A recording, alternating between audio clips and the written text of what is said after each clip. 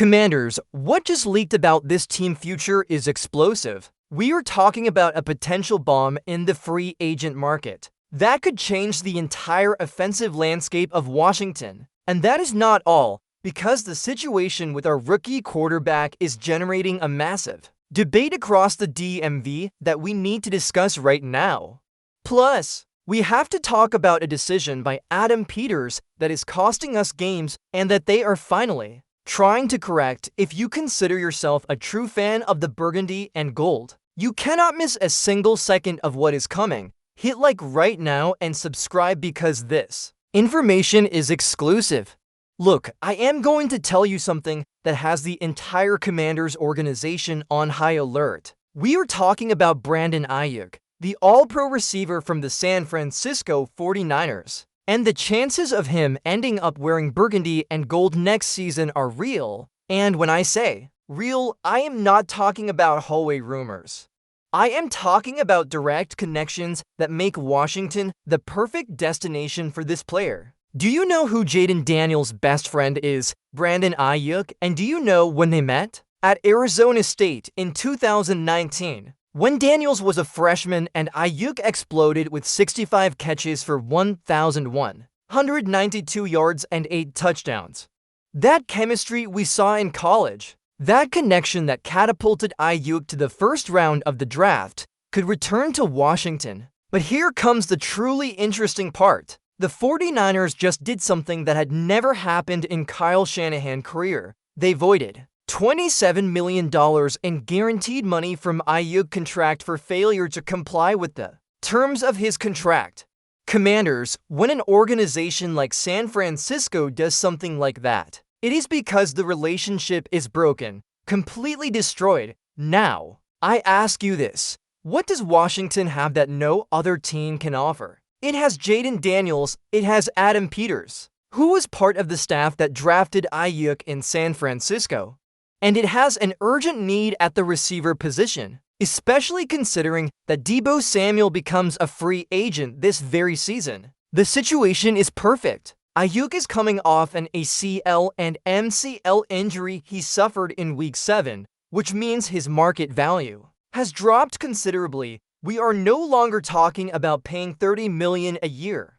We are talking about a unique opportunity to get all-pro talent at a discount price. And do you know what is the craziest part of all this? That Aiyuk wants out of San Francisco. The guy basically sabotaged his own situation with the 49ers. He did so little on the field that the organization took the unprecedented decision to void guarantees in his contract. That does not happen by accident. That happens when a player wants to force his way out. I believe Adam Peters is already doing the salary cap math. I believe there are already conversations behind the scenes. Because think about this. Terry McLaurin as your number 1 receiver, Brandon Aiyuk as your number 2, and Jayden Daniels distributing the ball. That is an elite offense in the NFL. The experts are already saying it. Grant Paulson from DC Sports Radio put the facts on the table. Aiyuk is Daniels' best friend. Peters helped draft him. And Washington will have a massive need at receiver. The Commanders are going to be kicking the tires in this market. But here comes the million-dollar question. Is the risk worth it? We are talking about a player coming off a serious injury, who clearly had attitude problems in San Francisco, and whose performance in 2024 was disappointing before getting hurt. In 2023, he was all-pro with 75 catches for 1,342 yards. In 2024, before the injury, he barely had 25 catches for 374 yards. I tell you this, the risk is worth it. Why? Because the connection with Jayden is real, because Adam Peters knows this player better than anyone, because Washington desperately needs elite offensive weapons. And because if there is anyone who can get the best out of Aiyuk, it is Cliff Kingsbury with Jayden Daniels throwing the ball. Think about what happened at Arizona State. Aiyuk had the best season of his college career with Daniels as his quarterback, 1,192 yards in a single season. That is not a coincidence. That is real chemistry, real connection, real timing. And now imagine that in the NFL, imagine Jayden Daniels, who already proved he can be an elite quarterback. In this league, reconnecting with his favorite college receiver, imagine the roots, the adjustments, the mutual trust they have already built for years. The 49ers are planning to release Aiyuk at the end of the season. Not a trade, a direct release. That means any team can go after him without having to give up draft picks. It is a golden opportunity that does not come around every day. And do you know what else? The competition for Aiyuk is not going to be as fierce as it normally would be. Why? Because he is coming off a serious injury, because he had problems in San Francisco. Because his production dropped drastically, teams are going to have doubts. But Washington should not have them, Commanders. I ask you, how many times do we have the opportunity to get a receiver who was all-pro just 2 seasons ago? How many times can we bring in our franchise quarterback best friend? How many times can Adam Peters use his San Francisco connections to benefit this team? The answer is not many. This is a window of opportunity that Washington has to take advantage of, because if they let this chance pass and Aiyuk ends up signing with another team and becomes all-pro again, we are going to be kicking ourselves for years. I believe this is going to happen. I believe Brandon Aiyuk is going to be a Washington Commander in 2026. And I believe that when that happens, we are going to have one of the most dangerous offenses in the entire NFC. Are you ready for that? Are you ready to see Jayden and Aiyuk reconnect at the professional level? If that surprises you, wait until you hear this. Because what is happening with our rookie quarterback has all of Washington divided. News 2. The Jayden Daniels dilemma, Commanders. Now we have to address the elephant in the room.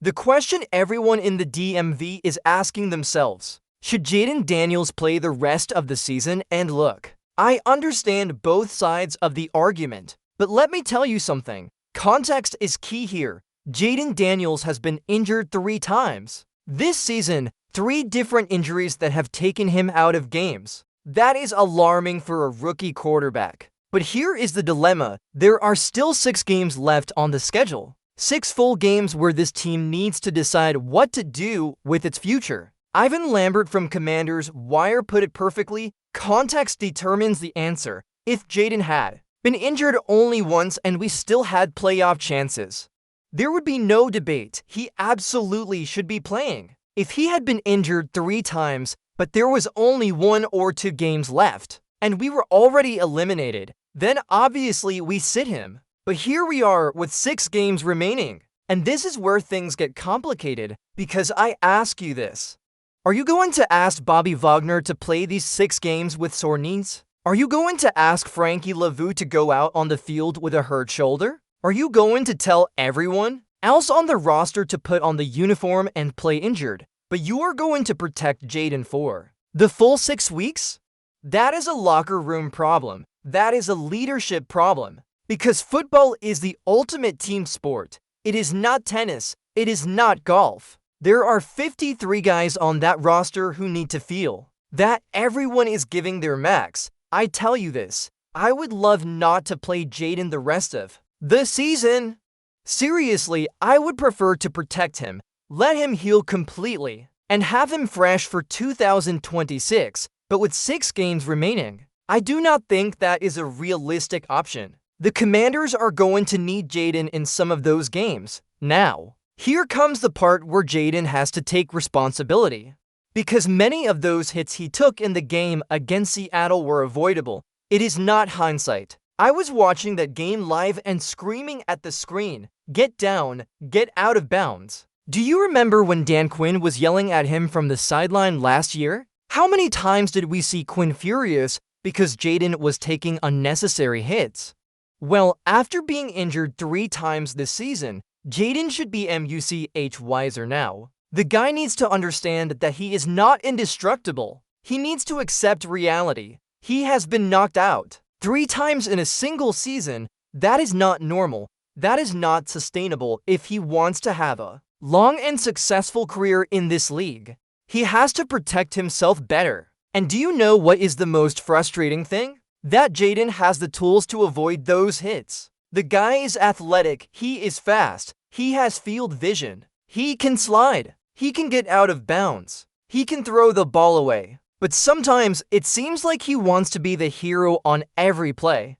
Look, I understand the competitive mentality, I understand wanting to win every down. But there is a difference between being competitive and being reckless. And what we saw in Seattle was recklessness. Now, let us talk about the locker room reality. If Dan Quinn decides to sit Jayden the rest of the season, what message does that send to the rest of the team? He is telling them, Jayden is more important than you.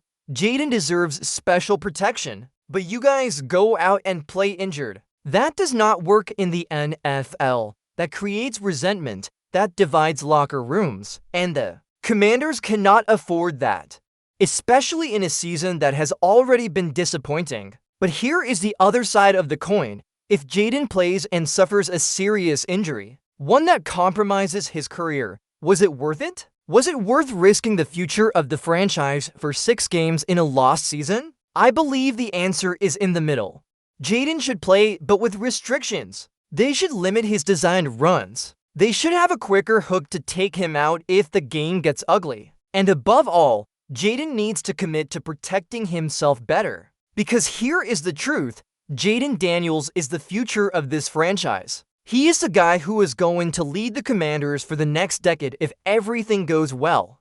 But for that to happen, he needs to reach that decade. He needs to be healthy. He needs to be available. Remember Robert Griffin III? Remember how his career was derailed by injuries? Remember the playoff game against Seattle where he clearly should not have been playing? The Commanders cannot repeat that mistake with Jayden, but they also cannot treat him with kid gloves. They cannot turn him into a glass player who needs special protection, because if they do that, they lose what makes Jayden special. His competitiveness, his desire to win, his ability to make plays with his legs. So, what is the solution? Communication. Jayden needs to communicate with the medical staff. He needs to be honest about how he feels. And the coaching staff needs to be smart about how they use him. If Jayden is at 80%, maybe he plays to quarters and Marcus Mariota finishes the game. If he is at 100%, he plays the full game but with clear instructions to protect himself. And if he is below 80%, he sits. Commanders, I ask you, do you prefer to see Jayden play these 6 games and risk his future, or do you prefer to protect him now and have him completely healthy for 2026? It is a tough question, and honestly, there is no perfect answer. But what I do know is this: Jayden needs to change his mindset. He needs to understand that longevity is more important than the glory of a moment. He needs to accept that sliding is not cowardice, it is intelligence. He needs to recognize that getting out of bounds is not giving up. It is living for the next play, because at the end of the day, the Commanders need Jayden Daniels healthy more than they need to win these last 6 games. This season is already lost, but the future is not, and that future depends on Jayden learning to protect himself now. And just when you thought we were done, we have to talk about a decision by Adam Peters that has cost us dearly this season. News 3. The kicker disaster. Commanders. Now we have to talk about something that has me frustrated since the start of the season. The kicker position. And look, I know it is not the most glamorous position, but when you lose games because of missed field goals, suddenly it becomes very important. Adam Peters made a decision in the offseason that he probably wishes he could take back now. He let Zane Gonzalez go and signed Matt Gay with the largest fully guaranteed 1-year contract in history for a kicker. And do you know what? It was a disaster. Gay went for 4-9 on field goal attempts from 50 yards or more.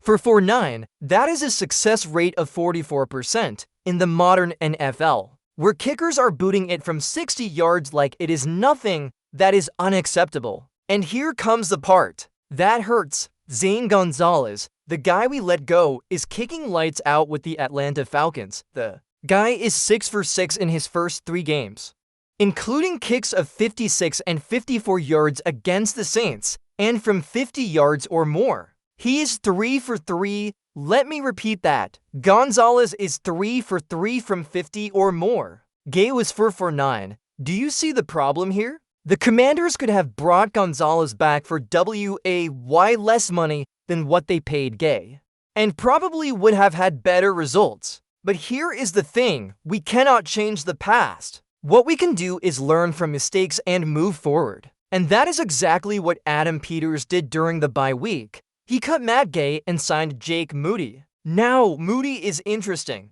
He was a third-round pick by the 49ers when Peters was still there. He is young, has potential, and showed promise in his brief stint with the Chicago Bears this season, including the game-winning field goal against the Commanders. Yes, you heard right. Moody kicked the field goal that beat us when he was playing for Chicago, so Peters basically said, if you cannot beat them, hire them. I tell you this, cutting Gay was absolutely the right decision. The guy was costing games. He was missing kicks that he has to make in the NFL. And with 6 games remaining, the Commanders needed to make a change. But here comes the million-dollar question. Is Moody the answer? Because look, the guy has talent. He was a third-round pick for a reason. But he was also cut by the 49ers and then by the Bears. Clearly there is something that those teams saw that they did not like. So, what makes Peters think that Moody is going to work in Washington? Well, for starters, Peters knows him. He drafted him. He knows his mindset, his work ethic, his potential, and sometimes a change of scenery is all a player needs. Look at what happened with Gonzalez. The guy came to Washington, had a decent year, we let him go, and now he is kicking like an all-pro with Atlanta. Sometimes players just need the right environment, the right coaching, the right confidence. But here is the reality. The Commanders have been dealing with kicker problems for 2 full seasons. 2 years of inconsistency, of missed kicks, of lost opportunities. How many games have we lost because of missed field goals? How many points have we left on the field? And the most frustrating thing is that this was a position we had solved with Gonzalez. He was not perfect, but he was reliable. And for some reason, Peters decided he needed an upgrade. He went to get Gay, paid him a ton of money, and it turned out to be a massive downgrade. Now, I understand that Peters was trying to improve the team. I understand that he saw something in Gay that he thought would be an improvement. But sometimes the best is the enemy of the good. And in this case, chasing the best cost us the good. Commanders, I ask you, how many more games would we have won this season with Gonzalez kicking? Would we be in the playoff hunt if we had kept our kicker from last year? It is impossible to know for sure, but I believe the answer is yes. Because think about this, in a league where the margins are so small, where a field goal can be the difference between playoffs, and staying home, having a reliable kicker is critical. It is not optional. It is not a luxury. It is a necessity.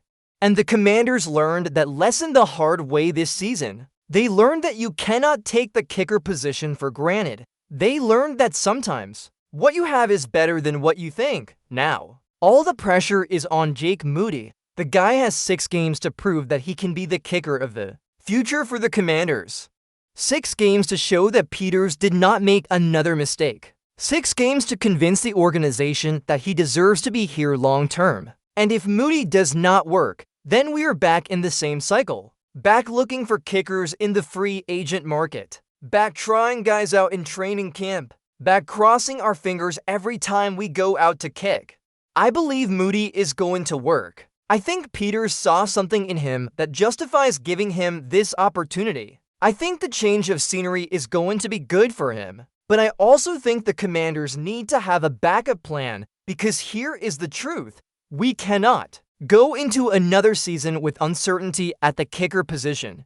We cannot afford another year of missed field goals, of lost opportunities, of given away games. The kicker position might seem insignificant compared to quarterback or defensive end. But when you lose games by 3 points, suddenly it becomes the most important position on the field. So, Moody, the ball is in your court. Literally, you have 6 games to prove you are the guy. 6 games to show you can handle the pressure. 6 games to convince the Commanders that they finally found their long-term kicker. And for Adam Peters, this is a valuable lesson. Sometimes the best move is not to make a move. Sometimes what you have is good enough, and sometimes chasing upgrades can result in massive downgrades. Commanders. These 3 news stories paint a complete picture of where this organization is right now. We have the possibility of getting an all-pro receiver who is our quarterback best friend.